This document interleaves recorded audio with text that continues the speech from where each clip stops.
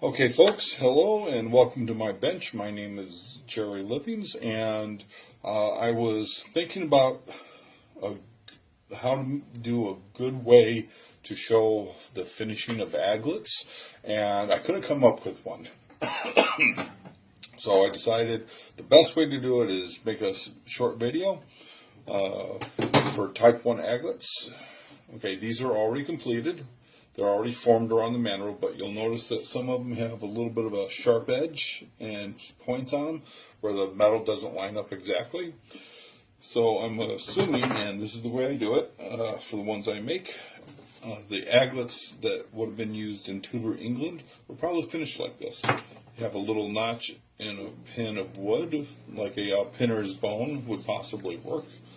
The cow bone, if you make medieval pins, it's a good reference. Otherwise, you're like, huh?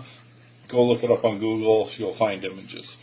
Basically, you just put the aglet in there, give it a couple little swipes with a file, make sure it's flat on top, and then as you do the side, you just spin this a little bit, so you're just rubbing against the side.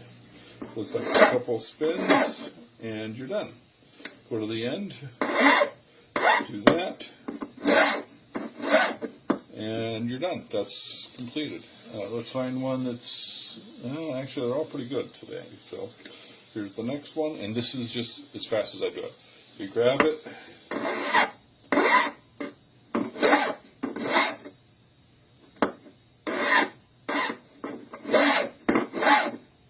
and that's done.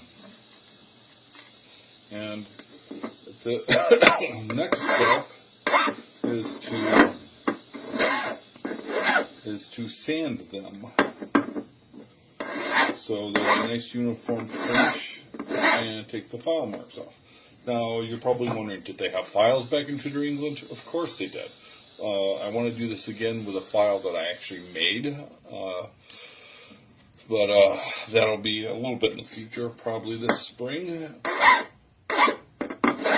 And that'll be the spring, and that'll be even cooler, making my own file, my own tools to do this with. See, that one had a little bit of a point, so the metal was a little crooked. Sometimes it takes a couple of files, sometimes it takes like 4 or 5 passes. This one you can see has a little bit of a lip there that you can catch. So that's a good example.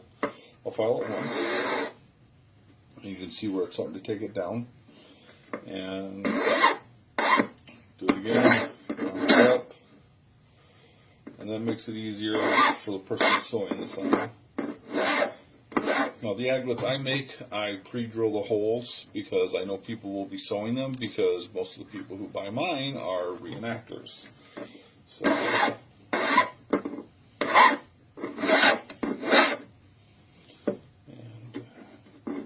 and having smooth holes, I should have done it the other direction. Having smooth holes for sewing through makes life much easier, because you don't have to worry about little burrs of metal catching your fabric, cutting your threads.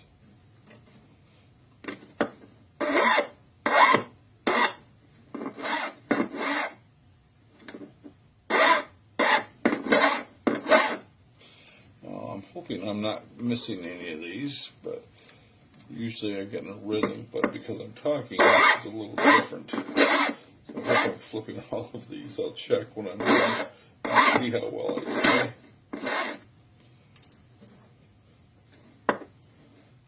That's another one that's really off.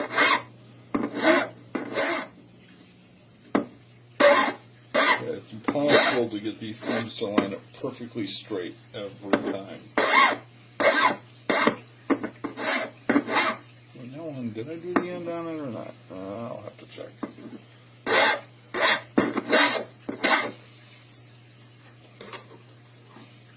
Okay.